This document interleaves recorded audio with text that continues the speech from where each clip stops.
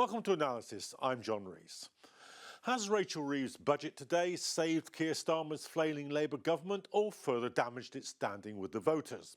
There were some gestures at taxing the rich, a mansion tax for instance, but the main burden of the budget will fall on the poor. We have this report.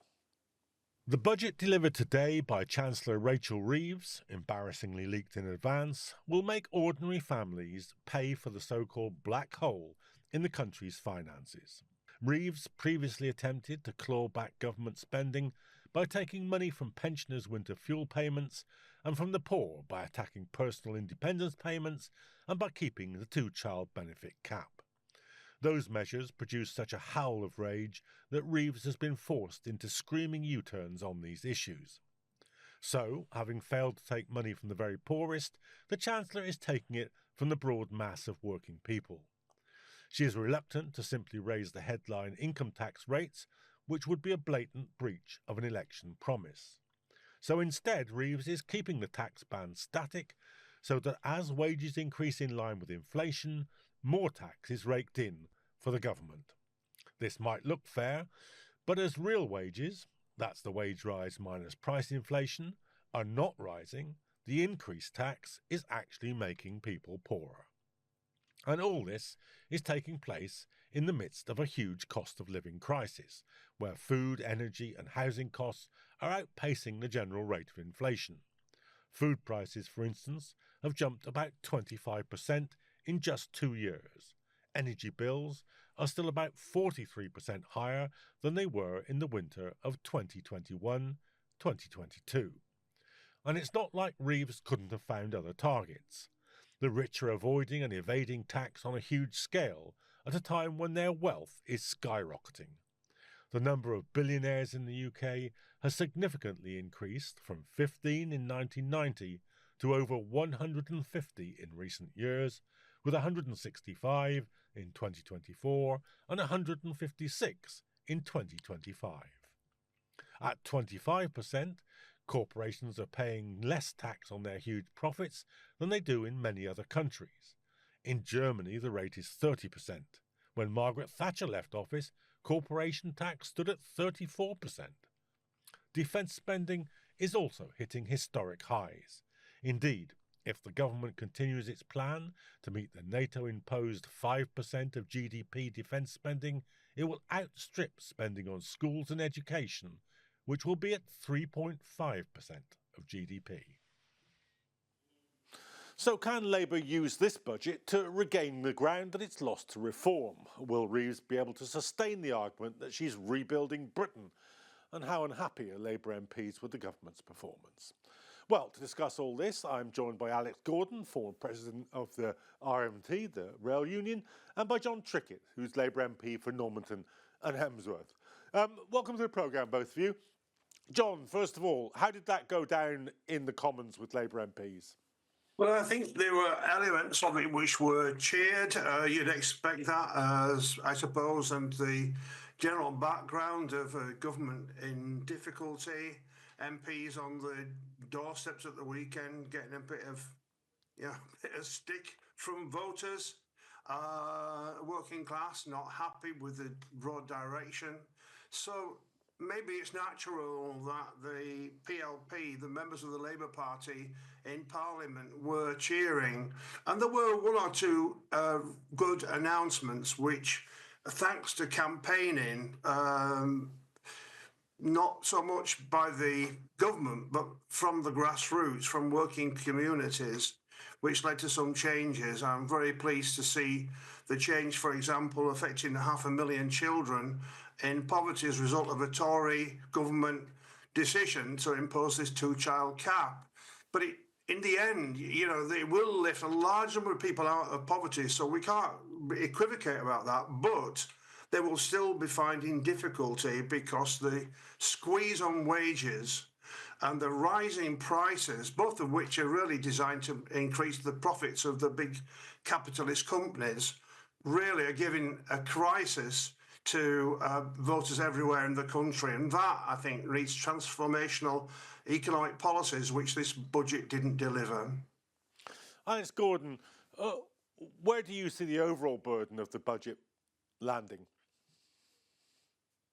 Well, I think in her desperation to appease Britain's super wealthy capitalist class and the bond markets, um, Rachel Reeves has missed a historic opportunity to invest in public services, productive industry, low cost green energy, and to launch a war on poverty. As John Trickett says, there are some welcome steps on energy bills, ex miners' pensions, neighbourhood healthcare centres, the two-child benefit cap, which has finally been removed after her failure to do that last year in her budget, and compensation for victims of infected blood scandals and the corrupt COVID contracts. But these don't add up to a fundamental change of direction needed to save the Labour government's skin. And more importantly, there isn't a vision in there of an alternative economic strategy, which we need to build millions of council houses and flats and harness the enormous potential of solar and tidal power around our shores to create more than 1 million well-paid jobs backed up by well-funded training programs for young workers. So I think the modest tax increases on income from wealth and property won't begin to reduce the gross inequality across Britain and fund the extra public spending without more costly borrowing charges. She could have, instead of freezing personal tax thresholds, which was a Tory policy from Rishi Sunak's time when he was Chancellor, instead of freezing personal tax thresholds until 2031, which will cost working people more than £35 billion a year, she could have raised corporation tax on monopoly firms and windfall taxes on big business profits and increased the top rates of income and council tax while protecting rates for average earners. Just a 1% wealth tax on the richest 10% of the population yields more than £55 billion. Taxing the funds that are stashed away by UK citizens in tax havens, many of them under British jurisdiction, would raise another £65 billion. These are huge amounts of money compared to the puny amounts that she's attempting to raise through the budget today.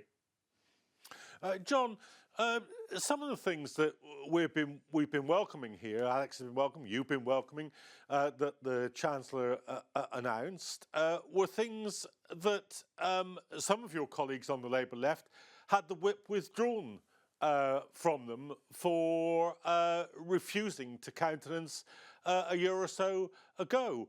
The government's got a bit of a face on it for claiming those as its own policy. Surely it owes some of your colleagues an apology. Well, I think 7 were suspended for voting to try to end child poverty. I refused to vote for it as well. And obviously, there's been other decisions as well. It turned out I was the only sitting Labour MP to vote against taking money off pensioners for the winter fuel. So bit by bit, and thanks to the campaigns in the country, the campaign for justice and fairness by working people, some of these policies are being reversed, but it takes some understanding how the government sees what its role is, what its purpose is. And for me, the central question for the left, or the Labour Party ought to be a left party, but has failed to represent the left properly, is to tackle gross inequality, the class structures which are ossified. You're born in poverty, you live a lesser life than wealthy people, and you die in poverty. That's what it means, this class structure. Low pay, high prices, all the problems which capitalism produces. So I want to see transformational change, but it'd be just good if the government would actually outline what it's for, and we don't understand what to expect next.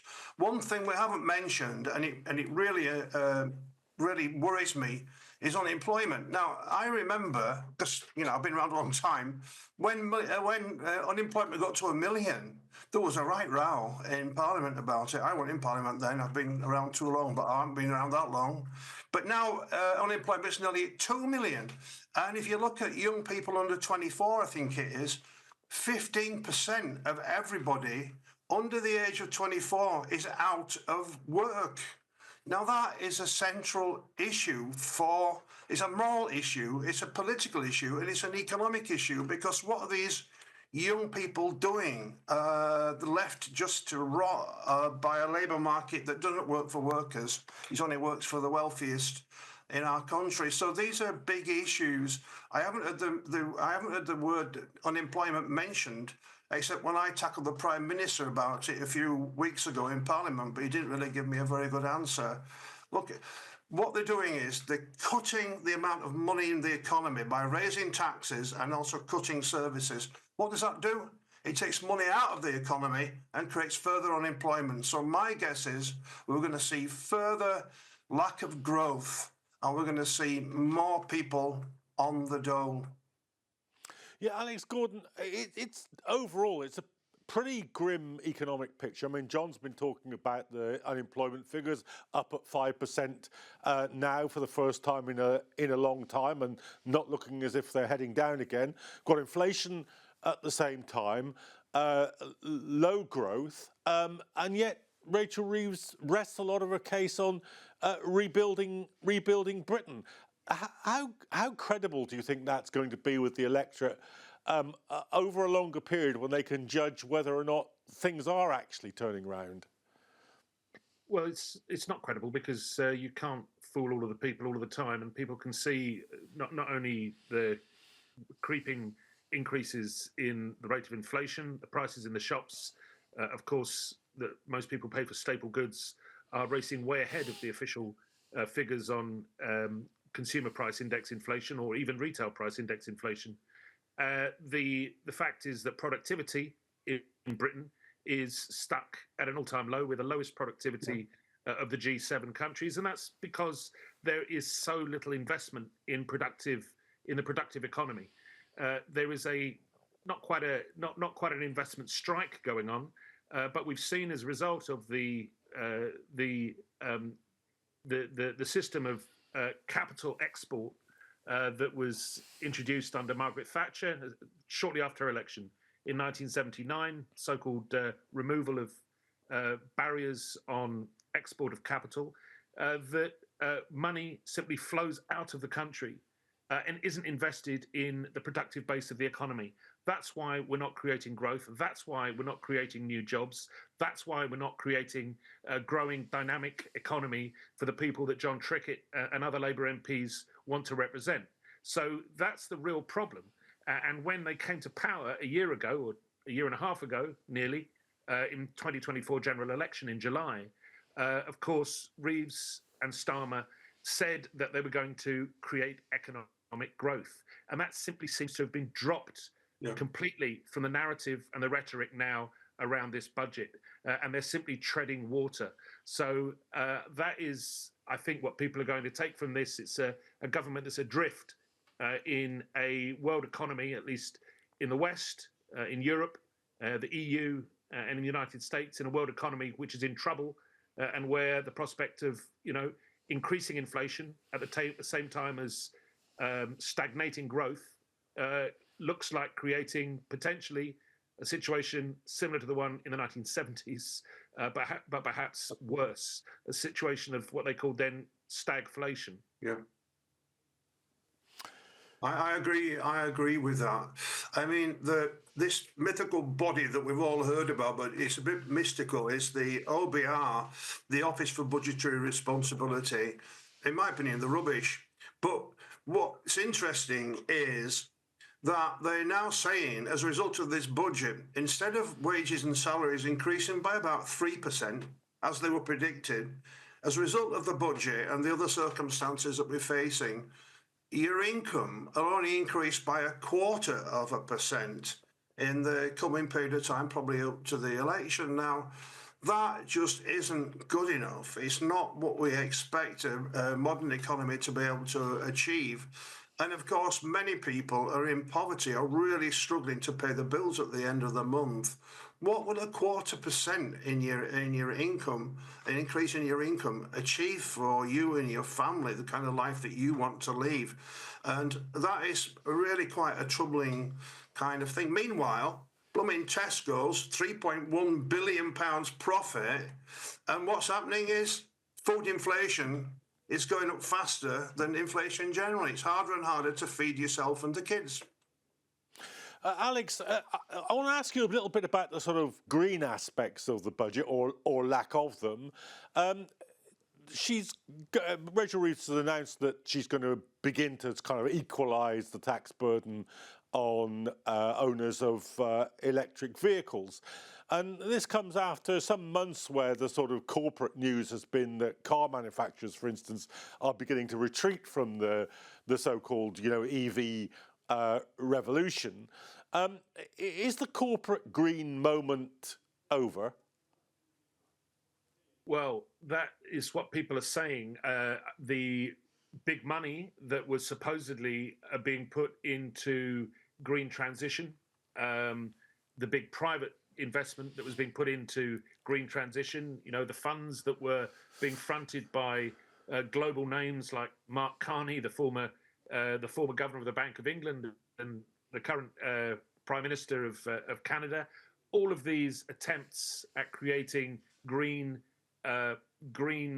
transition capital funds, massive funds that were going to drive investment in new alternative energy forms, in transferring from hydrocarbons, all of that is falling by the wayside. And it really seems as though the big leading G7 capitalist developed economies are paying lip service now to the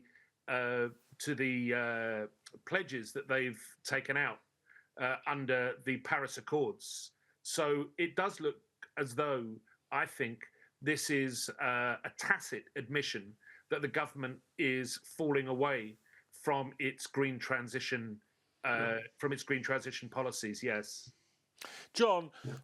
About the political effects of this budget, then, the Starmer government has really declared that its main opposition is reform, not the Tory party. Hardly surprising when you look at the polls. You've described what a sort of catastrophically low increase in incomes people are likely to get. How do you think the economic impact of this budget is going to play out in the political rivalry now central to British politics between Labour and Reform? Yeah, well, let's just remember one further number. We've done a lot of numbers already, but one further number. 10 million more people, as a result of this budget, will be paying a higher rate of tax than they are now as a result of what she's done.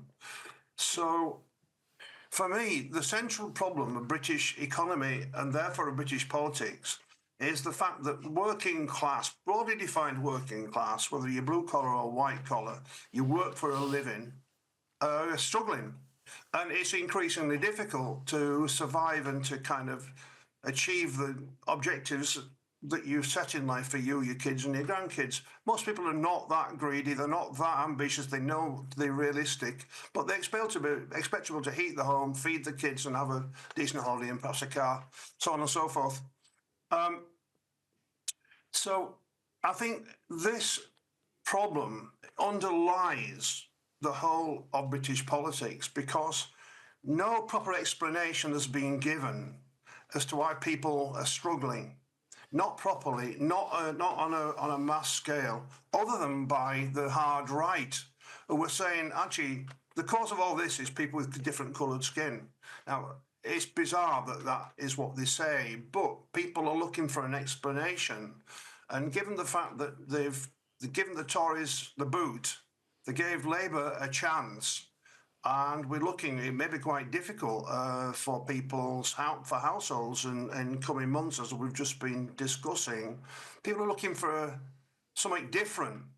Now, for me, this is not a sufficient change to begin to regain the trust of the people generally.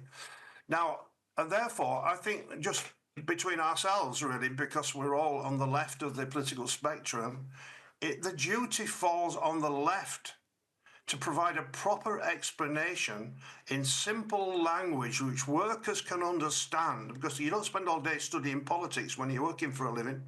And so we can offer the change which is needed, because our analysis of what's gone wrong in our country is clear, it's lucid, and it's correct. And without that, I really do fear for what is going to happen, because this big vacuum has been left by the two main parties. I know I'm a Labour MP, but I'm speaking quite frankly and openly. A gap has been left, and it's going to be filled by horrendous people unless we get our act together and maybe try to put pressure for bigger change on Labour. And as we know, people outside Labour are building other political alternatives too. Alex, one aspect of the budget which isn't so visible today in the speech itself, but which is very definitely part of the framing, is this drive for rearmament across Europe, a drive to increase the level of defence spending. The British government has signed up to the NATO-imposed target of 5% of GDP spent on arms. What kind of impact do you think this is going to have on debates about the budget and also on the political debate going forward? Well, I mean, you're quite right, and I do. And you mentioned, or perhaps it was John. I think one of you mentioned earlier the 5% target that's been adopted by NATO member states earlier this year. Yeah, that's not 5% of public spending. That's 5% of GDP. yeah. So that's a huge sum of money. We're talking about over 125, nearly 130 billion pounds a year in terms of British UK GDP this year. Now, to spend that amount of money in an area which is, it's effectively dead money, not only dead money in the sense that spending money on arms is about creating weapons of mass destruction, but it's also dead money in the sense that the products it's creating can't be used unless we're going into a world war, a nuclear armed conflict, which is probably going to destroy all human life on this planet. So it's effectively burning 5% of our UK GDP and spending it on pushing up the balance sheets of very large companies, most of which are American or majority owned by US shareholders, because they're part of the US Pentagon supply chain of military subcontractors. Now, this is where ordinary British taxpayers' money is going. If you want to revive the UK economy, the real economy, the one that builds houses, improves our transport system, builds a high-speed rail network, builds metro systems in towns and cities up and down this country which have had their public transport stripped away over decades. If you want to do those things, if you want to renew our forgotten cities, our forgotten towns, then you need to spend that amount of money and more on rebuilding the country, instead of which we're spending it on Raytheon, British Aerospace Systems, and various other companies who are taking the money out of the country. So it's directly related to the poverty that people are experiencing in their everyday lives, the fact that we're getting these astronomical sums of money being promoted to spend on armaments and warfare.